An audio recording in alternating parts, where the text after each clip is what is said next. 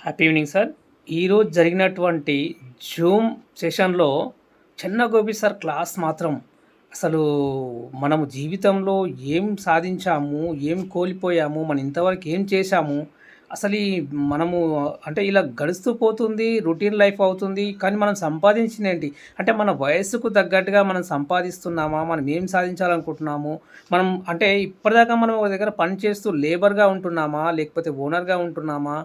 మనం అందరిలా అద్భుతంగా మనం అంటే ఎందుకు చేయలేము? మనం తలుచుకుంటే కూడా డబ్బు సంపాదించగలము. మనం తలుచుకుంటే ఎర్లీగా మనం రిటైర్మెంట్ కావచ్చు అనేదానికి చాలా అద్భుతంగా ఎగ్జాంపుల్స్ ఇస్తూ చాలా వివరంగా సార్ వివరించారు.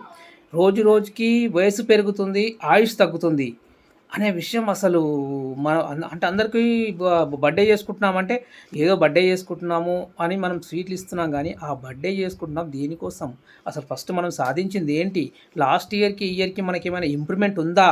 అసలు మనము ఈ సాలరీ పెరుగుతుంది, ఇంక్రీజ్ అవుతుంది అని ఆలోచిస్తున్నాం గానీ, మార్కెట్‌లో వస్తువు వాల్యూ ఎంత పెరుగుతుంది? మరి నీ వాల్యూ ఎంత పెరుగుతుంది? ఒక టమాటా అడుగుతుంది నా రేటు పెరిగింది, మరి నీ రేటు పెరిగిందా అని అనే ఆ విధంగా సార్ వివరించారు. చాలా అద్భుతంగా వివరించారు. అలాగే మనం స్కూల్స్‌లో మళ్ళీ క్లాస్ నాలెడ్జ్ అసలు స్కూల్‌లో మనం చదువు నేర్పుతున్నారు గానీ, బ్రతకడం ఎలాగో నేర్పించట్లేదు. కాలేజీలో మనకు ఎడ్యుకేషన్ ఇస్తున్నారు. దేనిపైన పుస్తకాల పైన ఎడ్యుకేషన్ ఇస్తున్నారు.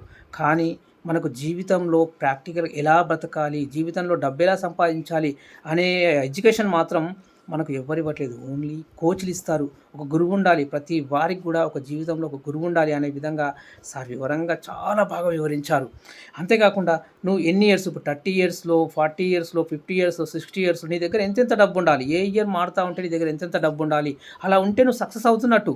ఒకవేళ లేదు అన్నీ ఈఎంఐ బతుకులే. అంటే మనం ఈఎంఐలో కార్లు కొంటున్నాం, ఈఎంఐలో మళ్ళీ తర్వాత ఇల్లు కడుతున్నాం. అన్నీ ఈఎంఐలు కట్టుకోవడమే మన జీవితం సరిపోతుంది. మరి నీకంటూ బ్యాంక్ బ్యాలెన్స్ ఎప్పుడు చేసుకుంటావు? అసలు ఈఎంఐలో అసలు నువ్వు ఒక కారు కొన్నప్పుడు ఆ కారుకు నువ్వు ఓనర్ కాదు. ఎందుకంటే అవన్నీ కూడా ఫైనాన్స్ వాళ్ళ దగ్గర ఉంటాయి కాబట్టి ఫైనాన్స్ వాళ్ళు నీకు ఆ కార్ ఎప్పుడైతే క్లియర్ అవుతుందో అప్పుడు నువ్వు ఓనర్ అవుతావు. అప్పుడు నీ జీవితం అయిపోతుంది.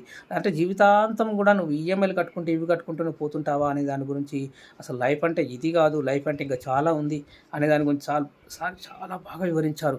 ఎంత బాగా వివరించారంటే ప్యూర్ పీపుల్ ఎలా ఆలోచిస్తారు? అంటే రిచ్ పీపుల్ ఎలా ఆలోచిస్తారు? పూర్ పీపుల్ ఏంటి? మనం ఏదో జాబ్ చేసామా, వచ్చామా, ఈవినింగ్ వచ్చామా, టీవీ చూస్తాం. కానీ రిచ్ పీపుల్ అలా కాదు. మంచి మంచి నాలెడ్జ్ బుక్స్ చదువుతారు. మీడియాని వాళ్ళ నాలెడ్జ్ కోసం, వాళ్ళ నాలెడ్జ్ పర్పస్ కోసం వాళ్ళు వాడుకుంటారు అనే దాని గురించి చాలా వివరంగా, క్లియర్‌గా వివరించారు. సార్ నిజంగా ఇలాంటి కోచ్ అనేది ఇంతవరకు అయితే మామూలుగా మోటివేషనల్ లీడర్స్ ఉంటారు. అప్పటిదప్పుడు వింటాము అయిపోతుంది. కానీ జీవితం గురించి ఇంత చక్కగా చెప్పినటువంటి కోచ్ మాత్రం ఇంతవరకైతే ఎవ్వరు లేరు సార్. నిజంగా చాలా థ్యాంక్ యూ సార్. అద్భుతంగా చెప్పారు. Thank you sir.